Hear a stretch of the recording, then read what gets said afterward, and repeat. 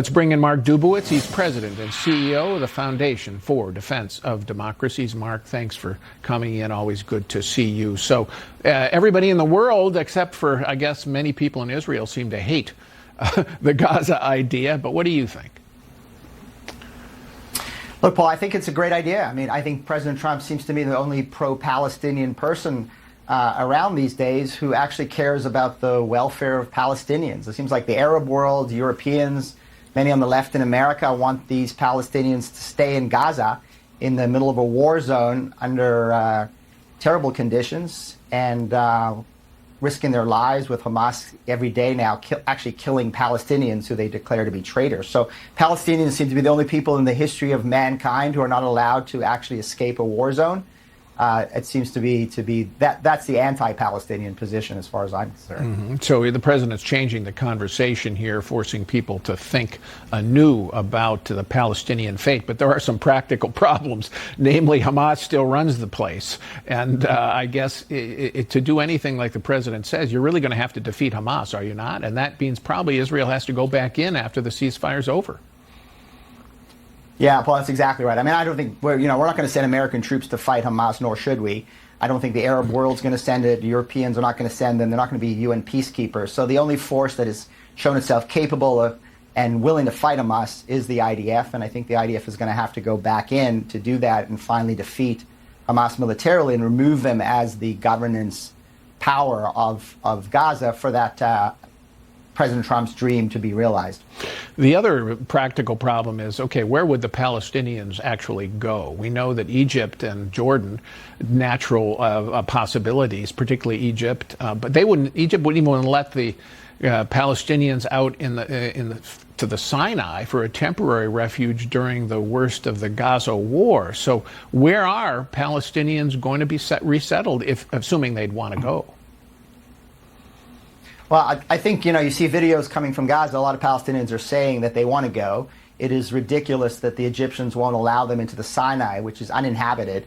There's plenty of space. They can build apartments there, paid for by the Saudis and Emiratis. And it's really an interesting question when the Arab world that speaks about the importance of Palestinians refuses to have Palestinians in an area right now where there's nobody. But they can go to Qatar. Qatar built, tens of thousands of apartments for the World Cup that are currently empty. They can go to Iran, which has been funding Hamas all these years, is certainly happy to see Palestinian bloodshed, but doesn't want to take Palestinians. Malaysia, Indonesia. I mean, there are plenty of places in the world, Muslim countries, that should be taking in the Palestinians. And I think it's an interesting indictment of these people that they're not willing to take in Palestinians and give them a better life. All right, let's turn to the question of Iran and the president's restoration of a maximum pressure campaign. What does this mean in practice? What is he going to do that the Biden administration refused? Well, I think he's going to restore sanctions. He's going to enforce sanctions against Iran. He's going to go after the huge spike in oil sales that have occurred, mostly Iranian oil going to China, and the billions of dollars that have been collected by this regime. So I think it's a return back to the economic pressure campaign under Trump 1, where he drove Iranian oil sales down to a couple 100,000 barrels and really went after Iran's economy. So it's economic pressure. The real question is, it anything beyond economic pressure? Okay, but it's interesting. The president says this campaign is in service of what he hopes will be negotiations with Iran to get a new nuclear deal. Now, you and I think, are fairly skeptical of Iran's willingness to actually do a deal that would really get rid of its nuclear program. What do you make of the president's desire to negotiate? Well, if the president is looking for a deal that will really get rid of Iran's nuclear program diplomatically, I'm all in favor. But that means the entire Iranian nuclear weapons infrastructure has to be dismantled and defanged. And Iran has no pathways to nuclear weapons ever. If you can get that kind of diplomatic deal, I'm going to support that. I think most people will. I think the Israelis will support that. If, on the other hand, the Iranians are going to do what they've done to many American presidents, which is run a rope-a-dope strategy, pull Trump into negotiations, and basically get a flawed deal that's no better than the Obama deal of 2015. And then President Trump says this is the greatest deal ever negotiated and browbeats Republicans and 14, 15 Democratic senators to ratify it as a treaty. Then, Paul, we got a big problem. Yeah, and do you have any insight into what the president's intentions are? We know he loves doing deals, and he loves putting his signature on them and claiming they're great.